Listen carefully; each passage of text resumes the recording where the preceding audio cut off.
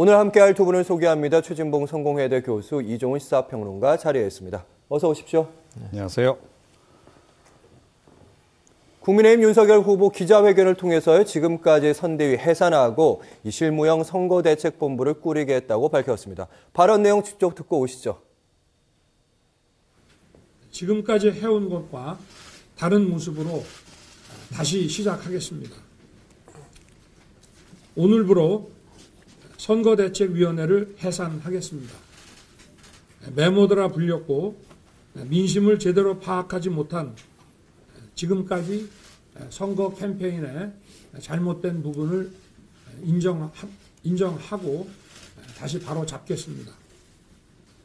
그동안 저에게 많은 조언과 또 청구할 선대위원장으로서 그 역할을 해주신 김종인 위원장님께는 정말 감사의 말씀을 드리고 앞으로도 좀 좋은 조언을 계속해 주시기를 부탁드렸습니다.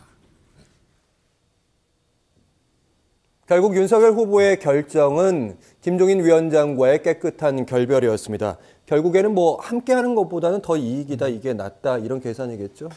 그러니까 그게 윤석열 후보의 계산인데요. 그게 꼭 그렇게 될 거냐? 그건 좀 의문이라는 생각이 듭니다. 아마 이제 윤석열 후보 입장에서는 전체적으로 보면 본인을 좀 무시한 듯한 태도를 보이거나 본인하고 상의하지 않고 했던 행동에 대한 반감의 표시인 것 같고요.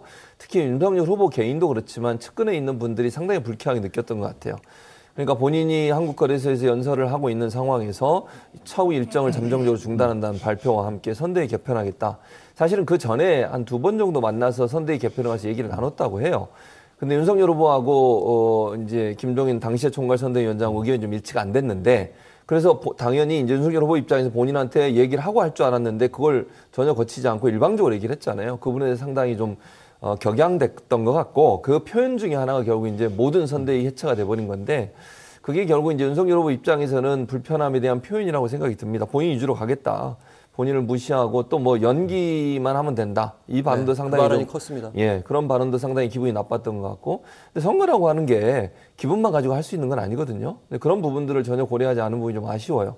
윤석열 후보가 어쨌든 본인의 결단이니까 이제 오로지 본인이 모든 책임을 져야 되겠죠.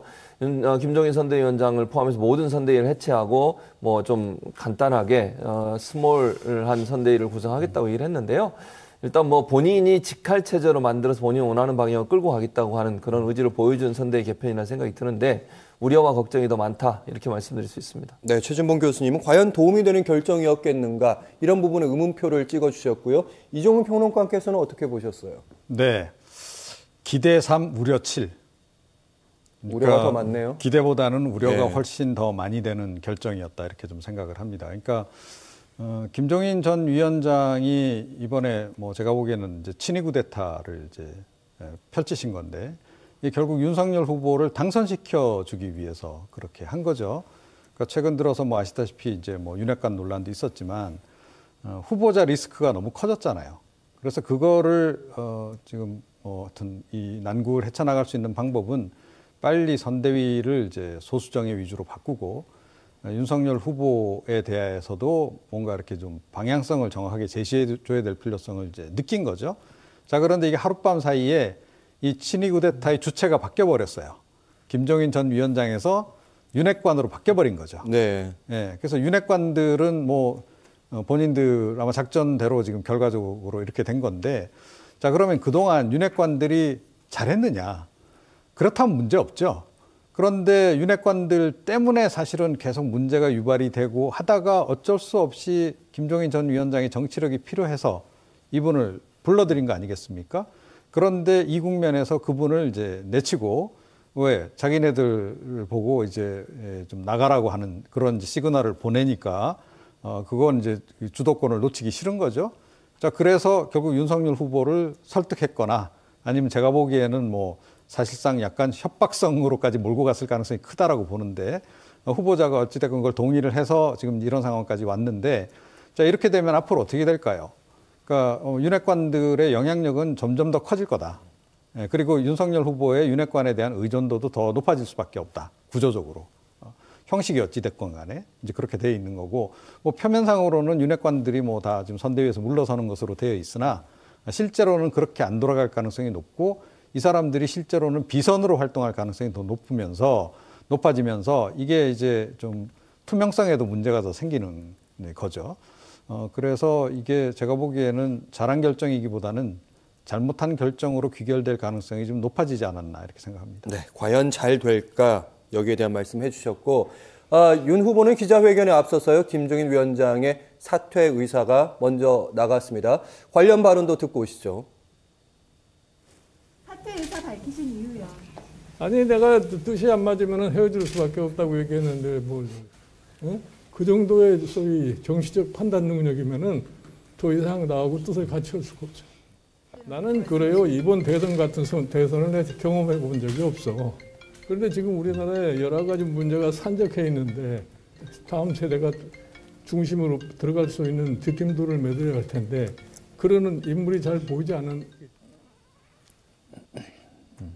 세상에 아름다운 이변은 없다 이런 걸 보여주는 장면인데요. 윤 후보는 그럼에도 불구하고 앞으로 조언을 계속해서 구하겠다 이런 입장은 기자회견에서 얘기했습니다. 네, 그런데 뭐 이런 과정이 좀 여러 차례 되풀이된 거 아닙니까? 그러니까 처음 이제 영입 얘기 나왔을 때부터 영입하느냐 마느냐 뭐 계속 논란이 있었고 우여곡절 끝에 어렵게 모셨는데 다시 또 이런 일이 이제 벌어졌어요.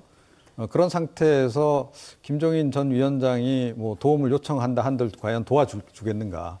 뭐 그건 누구라도 도와줄 의사가 별로 없을 것이다라고 저는 봅니다.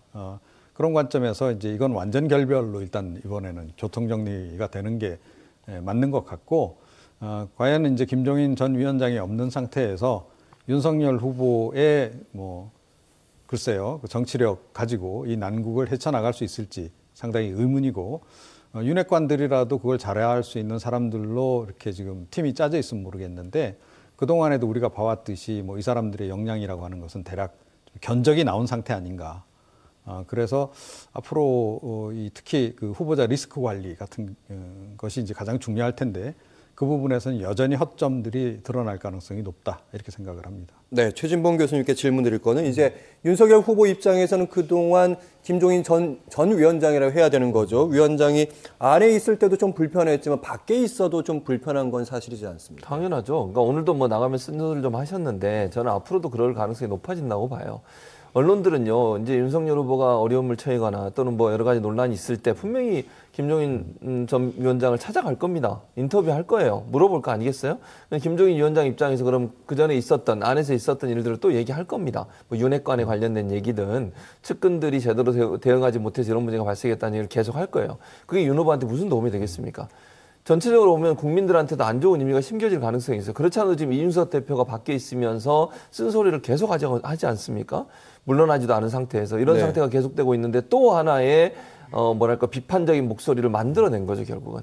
거기에다가 실제 선대위에서 활동을 하셨던 분이고 총괄 선대위원장을 하셨던 분이기 때문에 이제 김종인 전 위원장의 발언은 더 의미가 있어지는 상황이 돼버렸어요. 본인이 경험해 보니까 이렇더라 이런 얘기를 하시면서 예컨대 윤석열 후보가 잘못한 부분에 지적을 한다거나 비판을 하게 되면 그것이 국민들한테 미치는 영향이 더 커질 수밖에 없고 더 사면 초과에 처해질 가능성이 있다. 근데 김종인 전 위원장이 제가 볼 때는 작심하고 여러 가지 말씀을 하실 가능성이 있다고 봐요. 물론 그건 충고에 가깝다고 저는 보는데요. 뭐 비판을 하면 비판이라기보다 이런 부분 바꾸면 안 된다. 이건 바꾸지 않으면 안 된다. 이런 얘기를 하실 텐데 그게 아프게 들릴 가능성이 저는 있다고 봐요.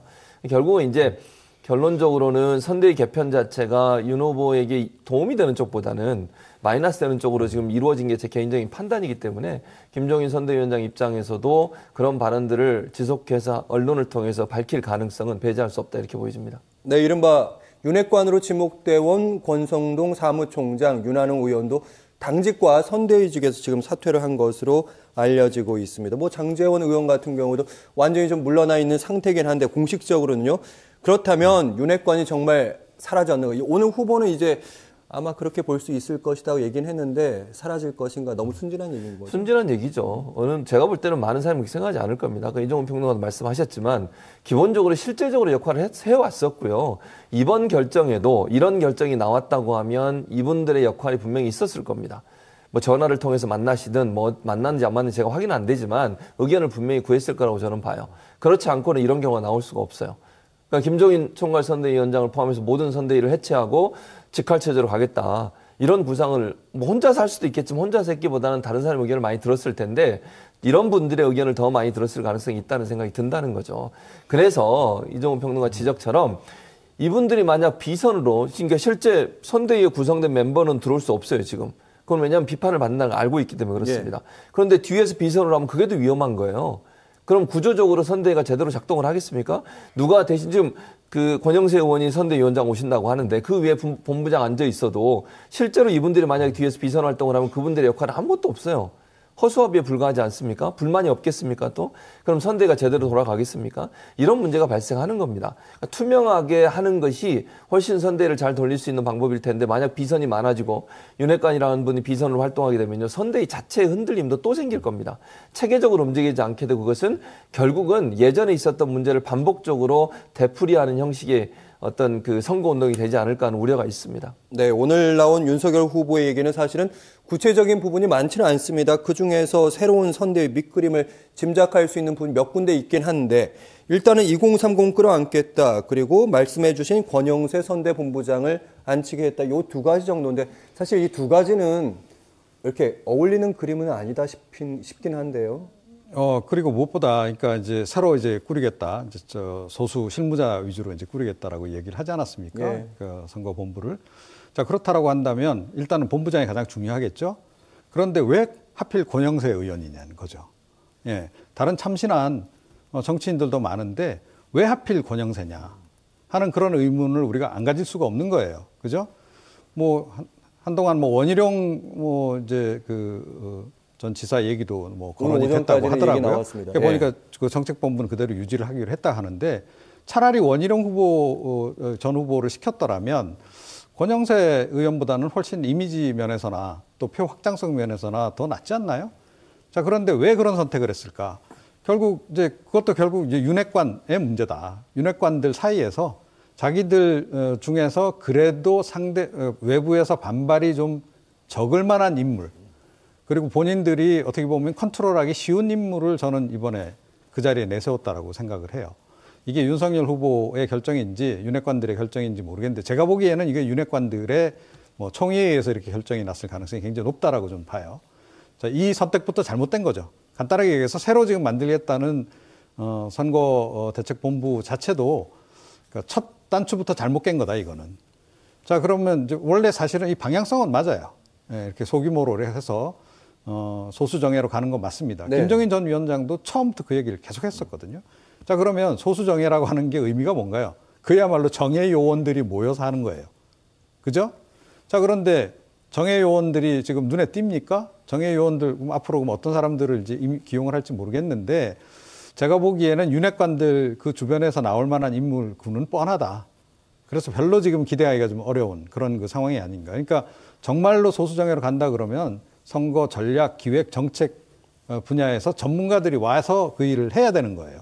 자, 그런데 과연 그럴 만한 인물이 있을지, 또 그럴 만한 인물을 데려올 정도의 그런 그 어떤 내부 합의나 이런 게 과연 가능할지 저는 잘 모르겠어요. 그래서 굉장히 그 부분도 불투명한 그런 상황이고, 말은 뭐 2030 세대의 이 선대본에서의 어떤 역할을 키우겠다라고 얘기는 했는데, 네.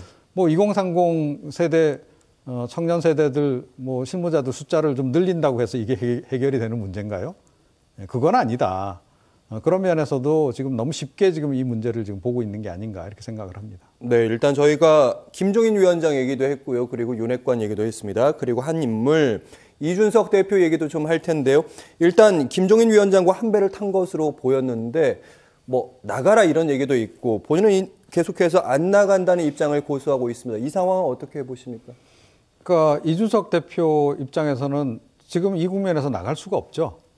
지금 나간다는 얘기는 결국은 윤핵관들에게 밀려서 쫓겨나는 그런 그 상황이 되는 건데, 나가더라도 자의에서 나가야지 대표나 되는 사람이 이렇게 밀려서 떠밀리듯이 그렇게 벼랑 끝으로 밀려가지고 떨어지듯이 그렇게 나가지는 않을 것이다. 그래서 제가 보기에는 끝까지 아마 버틸 가능성이 높고요. 그리고 당 대표도 어찌됐건 전당대회 통해서 선출된 사람이에요.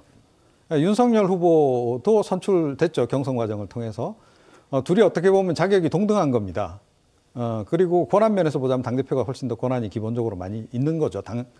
당 내에서는. 예. 자, 그래서 뭐 오늘 윤석열 후보도 그건 뭐 자기 관할 범위를 벗어난 대표가, 예. 그런 거다라고 얘기를 했는데 그 말이 맞는 겁니다. 그래서 이준석 대표는 앞으로도 제가 보건대는 계속 그 윤석열 후보 이 윤핵관들하고 갈등을 빚을 가능성이 굉장히 높아졌다. 그러니까 아마 김종인 전 위원장이 의도한 그 모양새대로 뭐 선대위가 개편이 됐더라면 아마 이준석 대표도 합류해서 같이 일할 마음이 있었을 거예요. 그런데 이번에 다시 한번 윤핵관들이 바로 하는 그런 모습을 보면서 아마 이준석 대표도 대략 이제 마음을 정하지 않았을까 그렇게 생각을 합니다. 네, 최진봉 교수님. 네. 김종인 전 위원장도 밖에 쓴소리를 하고 당내에서는 이제 이준석 대표가 쓴소리를 하게 되면 당대표라는 게 사실은 잘 되게 할 수도 있지만 안 되게 할 수도 있는 거 아닙니까? 부담스럽지 않아요? 부담스럽죠. 지금도 사실은 부담스러워요. 그리고요, 윤핵관이라고 하는 분들은 윤석 대표를 엄청 싫어합니다. 지금 저렇게 행동하는 것 자체를 정말 어떻게 할 수 없는 상황이에요. 그럼 뭐 윤석열 후보도 얘기했지만 대표를 본인이 물러나라 이렇게 할 수 있는 상황이 아니에요. 권한 밖의 문제고 본인 스스로 물러나지 않는 이상은 이제 탄핵을 해야 되는데 그게 아닌 이상은 절차적으로 하기 어려운 상황입니다. 그러다 보니까 이제 이러지도 저러지도 못하는 상황이고 사실은 이제 윤핵관이라고 하는 분들은 이준석 대표에 대한 불만이 엄청나게 높아요. 그럼에도 불구하고 선대위야 마음대로 없앨 수 있는 거지만 대표 자리라고 하는 그렇게 할 수 있는 상황이 아니거든요. 그러니까 이제 달래고 가야 되는 건데 제가 볼 때 이준석 대표는 지금 이 상황에서 더 쓴소리를 더 강하게 할 거라고 저는 봐요. 오히려요? 네, 왜냐면 이제 선대위가 이렇게 개편돼가지고 김종인 위원장까지 그만두셨잖아요. 그럼 윤핵관이 실제적인 비선 역할을 한다고 가정을 해보겠습니다. 뭐 앞으로 어떻게 될지 모르겠지만 그런 상황이 된다고 하면 이준석 대표가 가만히 있겠습니까? 계속 얘기할 겁니다. 저는 그렇게 하면 안 된다라고. 그러니까 이거는 이준석 대표가 윤 후보를 싫어하는 부분보다는 그렇게 하면 안 된다는 조언인데 그게 비판으로 들릴 수밖에 없어요. 왜냐면 그렇게 하지 말라고 얘기하면 좋게 얘기할 수는 없는 거잖아요. 문제점을 지적할 수밖에 없는 것이고. 근데 그게 갈등으로 비춰질 가능성이 있기 때문에 윤 후보 입장에서는 상당히 부담스럽고 껄끄러운 상대인 건 분명해요. 그러나 해결할 수도 없는 문제예요. 스스로는. 그러니까 방법은 하나 품어야 되는데 품는 것도 제가 볼 때는 쉽지 않을 것 같아요. 이준석 대표 입장에서 김종인 선대위원장까지 나가고 선대위 개편도 본인이 원하는 대로 되지도 않았어요. 지금 상황적으로 본다고 하면. 그랬는데 과연 이준석 대표가 들어갈 것이냐. 제가 볼 때는 안 될 거라고 보여지고 물밑에서 갈등은 더 커질 거라고 저는 생각합니다. 그러니까 윤핵관과 이준석 대표의 갈등은 점점점 커지는 양상이 벌어지면서 윤 후보에게 상당히 그 큰 부담으로 작용할 가능성 예측 가능하다고 봅니다. 네, 두 분의 말씀을 듣고 나니까 윤석열 후보 앞으로 가시밭길이 예상되는 그런 상황인데 꽃길이 될지 며칠 더 지켜보도록 하겠습니다.